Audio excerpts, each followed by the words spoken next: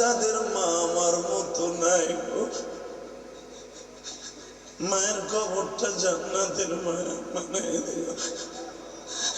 আমার জাতির পিতা ইব্রাহিম মায়ের কষ্ট সহ্য করতে না পেরে বলে, আল্লাহ আমার আগুনে ফেলাইয়া দাও, আমার মা কষ্ট পাইতেছে।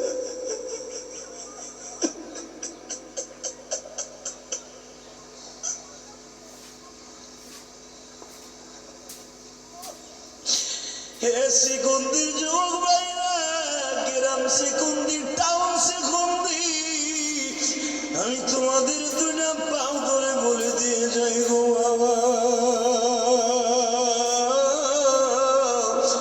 কোনদিন মায়ের কষ্ট দিস না। আল্লাহ লা ইলাহা ইল্লা হুয়াল হাইয়ুল কাইয়্যুম লা তা'খুযুহু সিনাতুন ওয়ালা নাওম তাবারাকাল্লাযী বিয়াদিহিল মুলক ওয়া হুয়া আলা কুল্লি শাইইন কাদির। ও বাবা,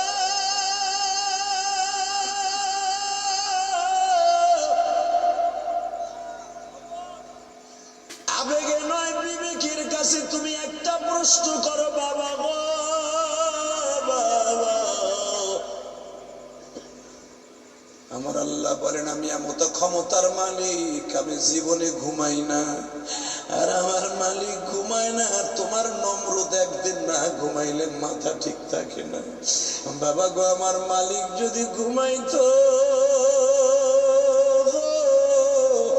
এই আসমান জমিন এক হয়ে যাইত।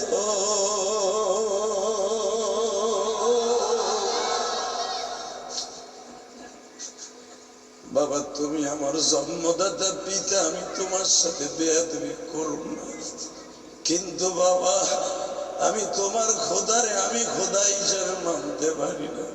আমার খোদা যিনি তাবারাকাল্লাযী বিয়াদিহিল মুলক, যেই মালিকের হাতে তামাম পৃথিবী, আল্লাযী খালাকাল মাউতা ওয়াল হায়াতা লিয়াবলুয়াকুম আইয়ুকুম আহসানু আমালা ওয়া হুয়াল আজিজুল গফুর। বাবা উনি আমার এমন একজন আল্লাহ, আল্লাযী খালাকাল মাউতা ওয়াল হায়াতা লিয়াবলুয়াকুম আইয়ুকুম আহসানু আমালা। তুমি ভাবতেছো তোমার ছেলেরে মেরে ফেলবে, কিন্তু তুমি জানো না আল্লাযী খালাকাল মাউত ওয়াল হায়া, মরণ ওনার হাতে, জীবন ওনার হাতে।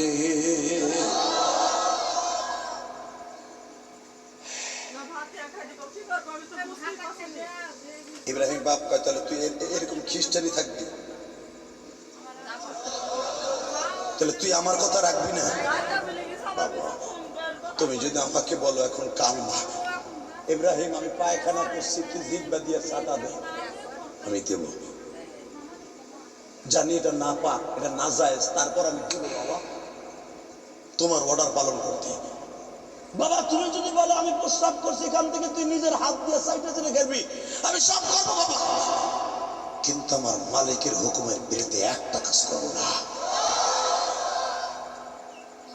কষ্ট হইতেছে বাজান, এই দুনিয়া থাকতে পারবেন না,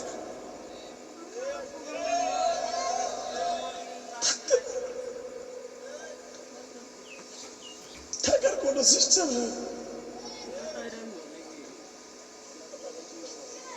শুধু আপনাদের দুইটা পাও ধরে বলে যায়, আমি বীরত্তর ফরিদপুরের সন্তান, আমি গোপালগঞ্জের সন্তান, আপনি শরীয়তপুরের সন্তান। এক সময় আমরা একই জেলায় ছিলাম। শুধু কিয়ামতের মাঠে যদি আল্লাহ কোনো হিসাবে মাফ করে, আমরা একসাথে জান্নাতে যাবো ইনশাআল্লাহ। বলেন ইনশাআল্লাহ, ইনশাআল্লাহ বলেন। শুধু দীপ্ত কণ্ঠে আওয়াজ দিতে হবে, দুনিয়ার সবকিছু মেনে নিব, আমার মাওলার বিরুদ্ধে, ইসলামের বিরুদ্ধে কেউ কথা বললে আমি পুলিশ হই, আর্মি হই, বিডিআর হই, সারা দুনিয়া যেতে পারে আমার বিরুদ্ধে। আমি মাওলার বিরুদ্ধে, কোরআনের বিরুদ্ধে, মাদ্রাসার বিরুদ্ধে, ইমানদারের বিরুদ্ধে কোনোদিন যাব না, যাই নাই, যাব না, যাব না, যাব না।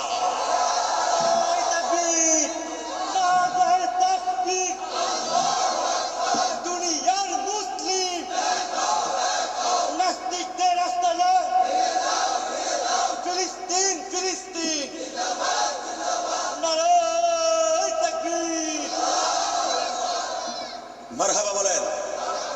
শুধু একটা আওয়াজ দেবেন, এই পৃথিবীতে ফিলিস্তিনের বান্ধব কোন নাস্তিক নাই।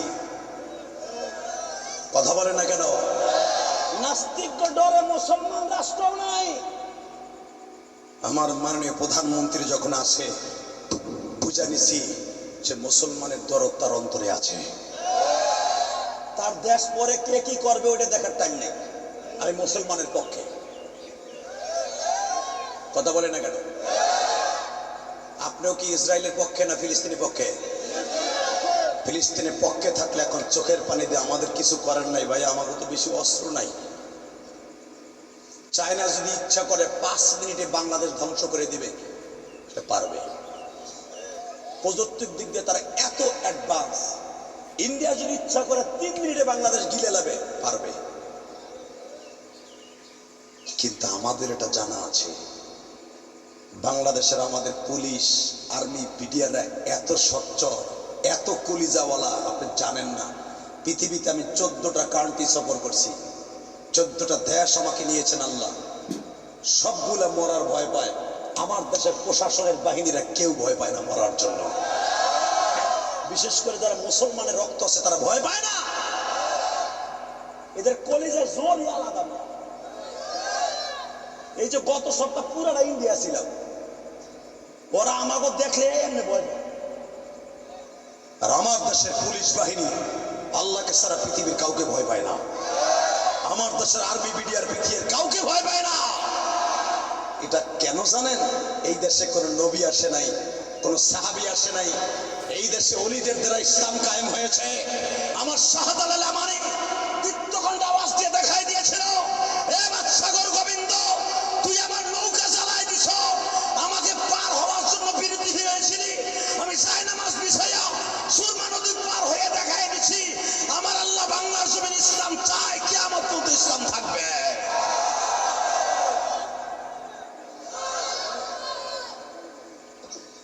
শুধু একসাথে বলতে হবে, জীবনের বিনিময় হলো ইসলামের বিরুদ্ধে কথা বলবো না, কোরআনের বিরুদ্ধে কথা বলবো না। এই কোরআন এই বাংলাদেশে আনতে বহুত কষ্ট হয়েছে। তাকান এদিকে, কষ্ট হইতেছে। কয়টা বন্ধ চলবে? সারা রাত। খিচুড়ি কিন্তু প্যাকেট হয়ে গেছে, ঠান্ডা হয়ে যাবে। খিচুড়ি খাইতে আসেন নাই তো? ইনশাল্লাহ বলেন তো, আল্লাহু আকবার বলেন তো। শুধু আমার দিকে তাকাই থাকবেন, কোনো দিকে ঘাড় ঘুরাবেন না, বাহিরে কোনো একটা আওয়াজ আমার কানে আসবে না। ইনশাল্লাহ বলেন। আমার এসিন ভাই আপনাদের জন্য পর্যাপ্ত পরিমাণের তাবারকের ব্যবস্থা করছে। সে ইচ্ছা করলে কিন্তু গান দিতে পারত। শাহ আলম সরকার, লিপি সরকার, মুক্ত সরকার, চাষি মমতাজরেও আনতে পারত। কারণ এখন ইলেকশন সামনে, মমতাজের মাগনা মানা যাবে। এখন অপুর সাহেব যদি ইচ্ছা করে আমার এলাকাটা আসেন না, একটু নৌকারে একটু ক্যানভাস করে যান, হ্যাঁ চলে আসতো। তা না করে কোরআনের মজমা মিলিয়েছে, কাজটা মনে ভালোই করেছে। ইনশাল্লাহ বলেন। এই যে খারাইছিস, তুই গেলে কি 10 করে ধাক্কা দেন, গেলে দিয়া আরে বহাই দেন, হয়নি বহাই দেন, ধাক্কা জোর যাতা দেন। আরে ওরে দিয়ে সবগুলো সোজা করবো, যাতা দিব হয় না? ঠিক আছে, আল্লাহ কবুল করেন, জোরগাটা আমিন। জাতির ভিতরে বাবা বললেন, আমাদের দাদা, তাহলে তুই আমার কথা শুনলি না? কয় না। ঠিক আছে, আগামীকালকে তোর শেষ দিন, আমি বাপ তোরে কিছু কমো না, তুই মর। ইব্রাহিম আলাইহিস সালামরে খাবার দেয়, ইব্রাহিম আলাইহিস সালাম খায় না, জেলখানায় বইয়া নমরুদের একটা খাবারও খায় না। যদি বিষ মিশিয়ে দেয়, আমার আল্লাহ যা খাবার দেয় তাই খায়। জোরে ঘর। সূরা ইব্রাহিমের মধ্যে আসছে, ইব্রাহিম আলাইহিস সালামকে যখন জেলখানার থেকে হাত পা বাইন্দা শিকল লাগায় রিমান্ডের মতো জাকার মধ্যে বাইন্দা টুরিতে কইরা যখন আগুনের ভিতরে ফেলবে, চরক গাছে ঝুলাবে, তখন তো ইব্রাহিমের ডাইনে পাবে এত পরিমাণ খাবার। সুবহানাল্লাহ, সুবহানাল্লাহ। নম্র জিজ্ঞেস করে, তুই এই খাবারগুলো কে দিছে? তোর মা বাপ? মগায় কয়টা? ইয়ারযুকু মান ইয়াশা বিগাইরি হিসাব। ইয়ারযুকু মান ইয়াশা, আল্লাহ ইচ্ছা করলে এত পরিমাণ খাবার বান্দারে দেয় বিগাইরি হিসাব, যার কোনো হিসাব নাই, অন্ত নাই। উনি খাওয়াইতে পারে, পৃথিবীর কেউ এত খাবার দিতে পারে না। ওই আল্লাহ এখন আছে না নাই? বিশ্বাস হয়? হয়। বলে তো আল্লাহু আকবার। আল্লাহ এই আওয়াজটাকে কবুল করেন। বাজান, আপনি হার হালাতে সদা সর্বদাই মাঝে মাঝে কইবেন, যদি হাড়ের রোগী কেউ থাকেন, আল্লাহু আকবার, আল্লাহু আকবার, আল্লাহু আকবার, দেখবেন আপনার হাড়ে কোনো ঔষধ লাগবে না, ভালো হয়ে যাবে। আলহামদুলিল্লাহ বলেন না? যদি দেখেন আপনার পেটে বদহজমি হয়েছে, তদবির শিখাইতে যে তাফসীর জালানী আসছে, বদহজমি আসছে, আপনার পেটে গ্যাস, খেতার মধ্যে হইতে গেলে বউ আপনার কেমনে বাইর করে দেয়? বেটা বাইরা, তুই রাসায়নিক ক্ষেপণাস্ত্র মারতাছিস নি, এ কি গন্ধ লাইছিস খেতার মধ্যে আছে না? এটা কি করছেন এটা আমি কব না, পিছনের দিক দিয়ে যা হয় আর কি। বউ আপনার কেমনে খেতে দিতেছে, আপনার পেটে বদহজম হয়েছে।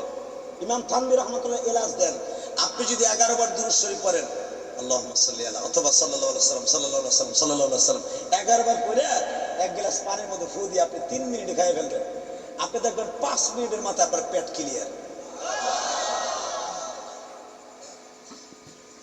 অথবা যদি আপনি দুরূদ না পারেন, পড়তে দেরি হয়ে যায়, আপনি এইভাবে পড়বেন, আলহামদুলিল্লাহ, আলহামদুলিল্লাহ, আলহামদুলিল্লাহ, আলহামদুলিল্লাহ, আলহামদুলিল্লাহ, 11 বার পড়বেন। পড়ে নিজের পেটে নিজে ফু দিয়ে 3টা বাড়ি দিবেন। এই যে গ্যাস সিলিন্ডার হয়ে গেছিল, গ্যাসে, এটা গ্যাস সিলিন্ডার না? আমাকে মাছাসির আগে চলা দিয়ে পাক করতো, নাড়া দিয়ে, বেড়া দিয়ে, খড়ি দিয়ে পাক করতো। এত খাওয়া খাইতেন, হান কি বইরা বইরা, গ্যাস নাই। সারা সপ্তাহের ভিতরে একটা খাওয়া বাইরে রেখেছিল, কথা কর না কেন? আর এখন গ্যাস সিলিন্ডার কিনে দিছেন, ওই আর পাক খাইয়া নিজে গ্যাস সিলিন্ডার হয়ে গেছে। কি কুদরত রে! যত আরাম করবেন তত বেরাম ঘুরবে। কথা কর না কে? আগে আমার মা চাষিরা পাক লইতে লইতে হাতে ঘা হয়ে যেত, এখন ডিজিটাল